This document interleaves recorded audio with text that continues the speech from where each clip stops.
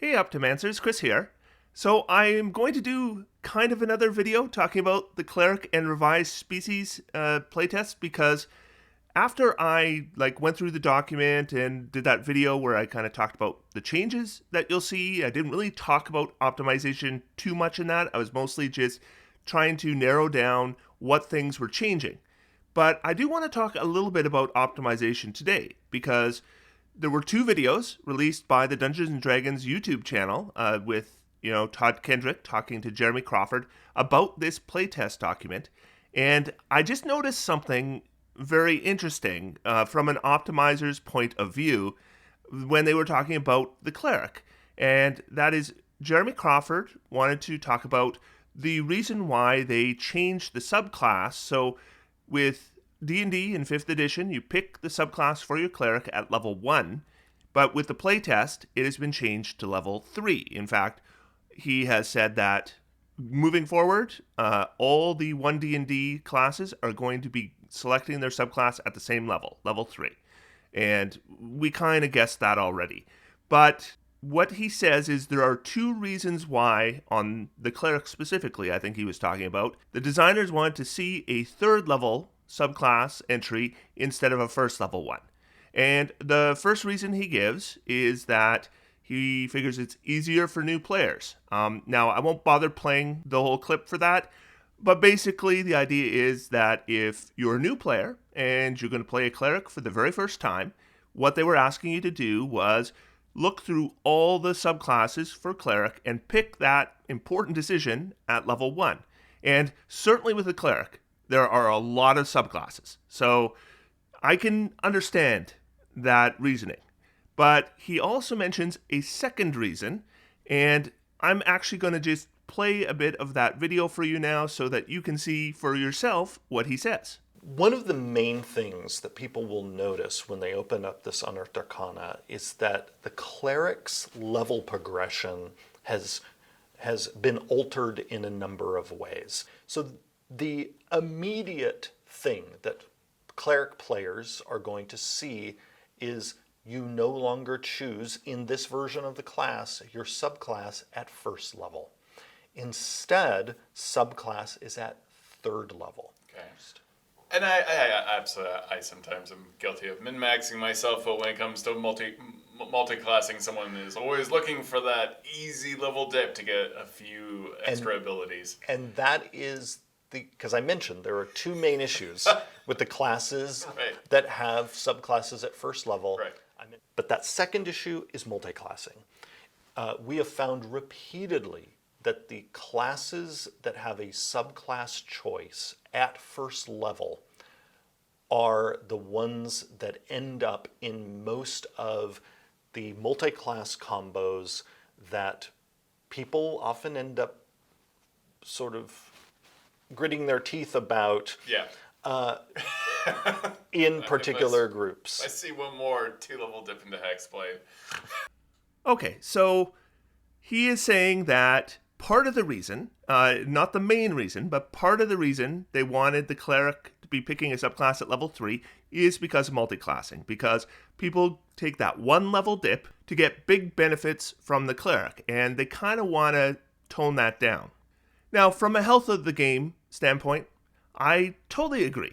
I don't take 1-level dips in classes because, I really think my wizard started out playing around with devices, and I don't think my sorcerer always makes a powerful pact with an entity for 2 levels before becoming a sorcerer.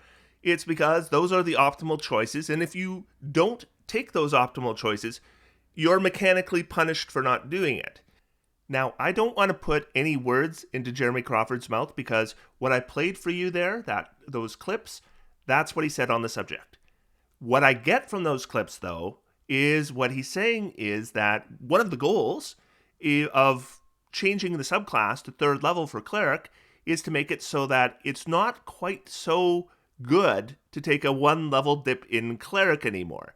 Because, I mean, let's face it, in the game right now, it is. If I am playing a 10th level wizard and I choose instead to play a 9th level wizard with a 1-level dip in cleric, well then I'm getting medium armor proficiency. I'm getting a shield proficiency. My spell slot progression does not slow down at all.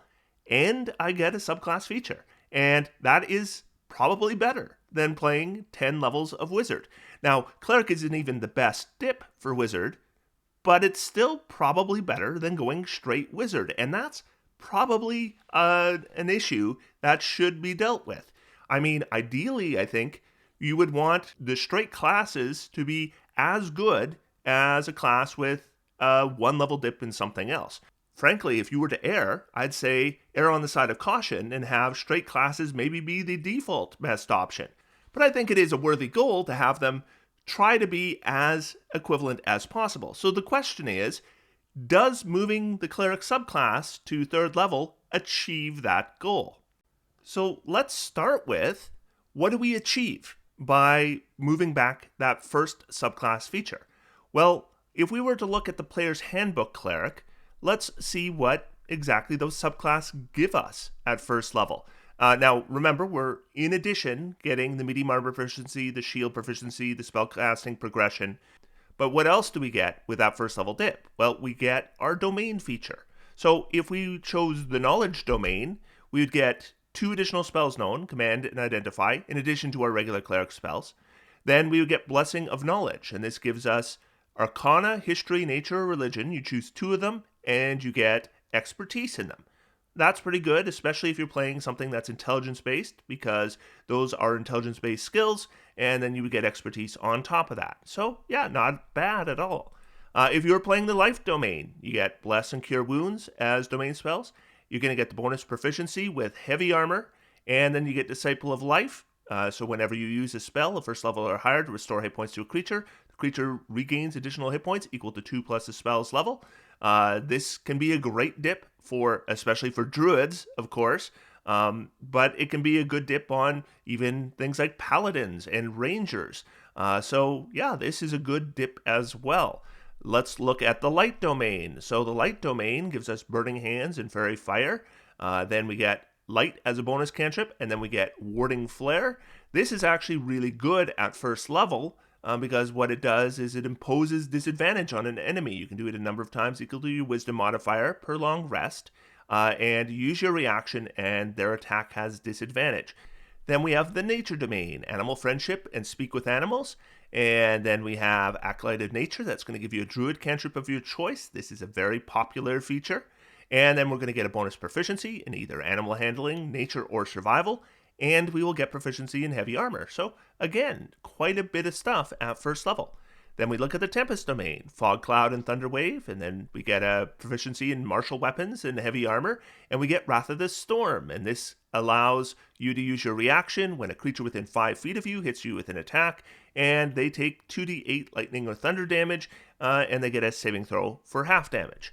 If we choose the Trickery domain, we get Charm Person and Disguise Self, and we get Blessing of the Trickster, and we can just touch an ally, and they get advantage on their stealth checks for an hour, and we can do that as often as we like.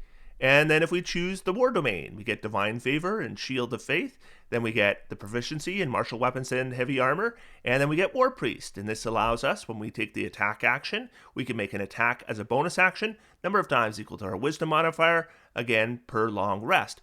So there's some pretty beefy options there with the choice of subclass, and because we're getting that at 1st level, then if we just dip Cleric, we can grab those features.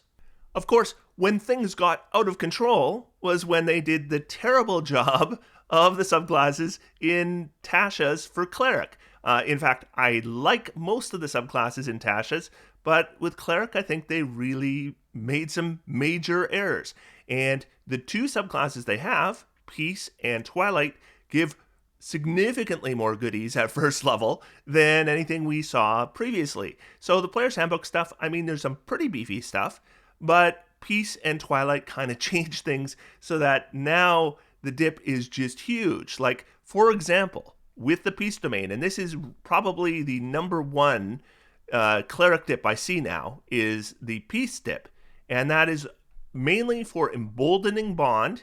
And what Emboldening Bond does is you choose a number of creatures equal to your proficiency bonus, and they get a D4 they can add to attack rolls, ability checks, or saving throws. Over the next 10 minutes, they can do it on any turn, so there's no real limit on the number of uses, and you can use the feature a number of times equal to your proficiency bonus, and you regain all expended uses when you finish a long rest. The reason why this one is particularly egregious is because they based it on proficiency bonus. In fact, it's based on proficiency bonus in multiple ways: the number of creatures that you can target and the number of uses. And the thing about proficiency bonus is it is going to scale regardless of whether you continue in Cleric or not. So you can take one level dip and you access this feature, and now your proficiency bonus is still going to scale, so this feature is going to get better and better and better, even though you don't continue in Cleric. And this is a fundamental of optimization when using multiclassing. In fact, I very recently released a video about the basics of multiclassing, and I said this about one level dips. Basically, there are two things you want to look at on any feature that you're considering multiclassing to get. The first is, does it scale regardless of class levels? We actually see a lot more of this recently with the proficiency bonus per long rest kind of features, because your proficiency bonus is going up regardless of your class levels. Like, for example, if you multiclass into 3 levels of Soul Knife Rogue, you get double your proficiency bonus number of psionic energy dice, so that is going to scale with your level even if you stick with only 3 levels of Soul Knife. So how did they do? Did they achieve their goal? Well, if we look at the Cleric class, so let me just go down here to the new Cleric class, and we're going to see that at first level, we're still going to get our regular spellcasting progression. So that means if I want to dip Cleric and then go into another spellcasting class, I have that benefit. You're still going to get medium armor and shield proficiency, so that benefit is there. The only thing we're not getting that we used to is the subclass feature. Instead, we're going to get Channel Divinity. You gain the ability to channel divine energy directly from the outer planes, using that energy to fuel magical effects. You start with 2 such effects, Divine Spark and Turn Undead. We're going to focus on Divine Spark, by the way, each of which is described below. Each time you use your Channel Divinity, you choose which effect to create, and you gain additional effect options at higher levels in this class. You can use your Channel Divinity a number of times equal to your proficiency bonus, and you regain all expended uses when you finish a long rest. Alright, right away, because we have a proficiency bonus per long rest feature at first level. But don't worry, it gets way worse. Divine Spark says, as a magic action, and remember, we're using this a number of times equal to the proficiency bonus per long rest. So at first level, that's 2 times, and at 20th level, that is 6 times. And that is even with a 1 level Cleric dip. Anyways, to continue, you point your holy symbol at another creature you can see within 30 feet of yourself and focus divine energy at them. Roll a number of d8s equal to your proficiency bonus and add the rolls together. You either restore hit points to the creature equal to that total or force the creature to make a constitution saving throw. On a failed save, the creature takes radiant damage equal to the total, and on a successful save, the creature takes half as much damage rounded down. Let's just talk about the healing. So, if we are a straight Cleric, what we can do is we can use Divine Spark to heal our allies. And at first level, that means 2d8 twice per long rest. So that heals about 9 points twice per long rest. That's not a bad feature. Now let's say we only dip Cleric. And let's say we didn't even really worry about our wisdom. We're going to multiclass into something that doesn't need wisdom.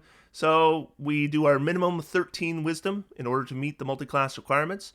And we dip 1 level of Cleric. So we've got our medium armor and shield proficiency, we've got our full spellcasting progression, and we have this Divine Spark. The problem with Divine Spark isn't just that it has the proficiency bonus per long rest mechanic, it's that the scaling is exponential with your level because they've also applied proficiency bonus to the number of d8s. So with that 1 level dip in Cleric, we have 2d8 twice per long rest. 2d8 on average will heal 9 hit points. Twice per long rest means you could heal up to 18 hit points. We stick with the 1 level dip and we take 19 levels in other classes. So we have invested nothing else in Cleric. How much has this scaled? Well, we now have 6 uses, and each of those 6 uses is going to heal 6d8 hit points. That means each use heals on average 27 hit points. That is a total of 162 points of damage of healing on average with a first level feature from a 1 level dip. So if the goal is you want to make those 1 level dips less attractive, mission failed. Divine Spark is a great reason to take a 1 level dip in Cleric and leave Cleric as soon as possible. Now let me explain. So Jeremy Crawford said, I showed you the clip. He said, the reason, this is summing up, but one of the reasons we want to move subclasses to 3rd level in the case of Cleric is because those subclass features are so juicy that it is going to tempt people to take those single level dips to grab those subclass features, and we want to, at least in some degree, discourage that. So let's see how they did. So we have one subclass for Cleric in the One D&D playtest, and when you get the subclass, you get the 3rd level feature, Disciple of Life. When a spell you cast with a spell slot restores hit points to a creature, that creature regains additional hit points on the turn you cast the spell. The additional hit points equal 2 plus the spell's level. Now this is kind of convenient because what Disciple of Life does is it provides additional healing. So we can actually kind of mechanically compare this to Divine Spark. So how much more likely would a Cleric dip be if this was available at 1st level than Channel Divinity? And the answer is, from an optimization standpoint, you would be far less likely to see a dip to get Disciple of Life than you would get to see Divine Spark. And the reason is because Disciple of Life scales, but it scales with your spell slot progression, and spell slot progression just can't keep up with proficiency bonus squared. Now, like I said, we can do some actually pretty simple math to compare just how much the proficiency bonus squared scales over spell levels. So basically, if we just talk about healing alone, we know that eventually Divine Spark will give us 162 points on average of additional healing every day. Disciple of Life is also giving us additional healing. All we have to do are cast healing spells. Do you know how many Cure Wounds you'd need to cast in order to get 160 points of extra healing through Disciple of Life? Well, it's 3 additional points per casting. That would be 54 castings. Okay, so 54 castings. We're not going to get nearly as much additional healing from Disciple of Life as we are from Divine Spark with a 1 level dip. And so if one of the goals of moving Disciple of Life to 3rd level was to make it less attractive for that 1 level dip because it makes people, and I quote, grit their teeth, well, how much will they be gritting their teeth with this? So if basing these features on proficiency bonus is such an issue, then why do they do it? Why do they continue to make features more than ever now based on proficiency bonus? And Jeremy Crawford has explained why he's done it. And you know what? It's a pretty good reason. I'll give him that. What he says is that proficiency bonus is already on your character sheet, and you know it. You know it because you use it for attacks, you use it for your saving throws, you use it for your skill checks, you use it for your spell DCs. You know what your proficiency bonus is. So if you're going to have a lot of features, then if they're based on proficiency bonus, it's a lot less stuff for you to keep track of and look up all the time, that can slow down gameplay. So that's actually a very good reason to use proficiency bonus in features. But the thing is, if you get a feature at 10th level, then I've already invested 10 levels in the class. So if it's something that's based on proficiency bonus at that point, I might not care that it continues to scale if I multi-class out because I've already invested 10 levels. But when you have 1st level features based on proficiency bonus, that's when the issue comes up because now you got a feature that is scaling regardless of level and you only needed 1 level in order to get it. So the solutions are either number 1, you don't have 1st level features scale. You could do that. They don't have to scale.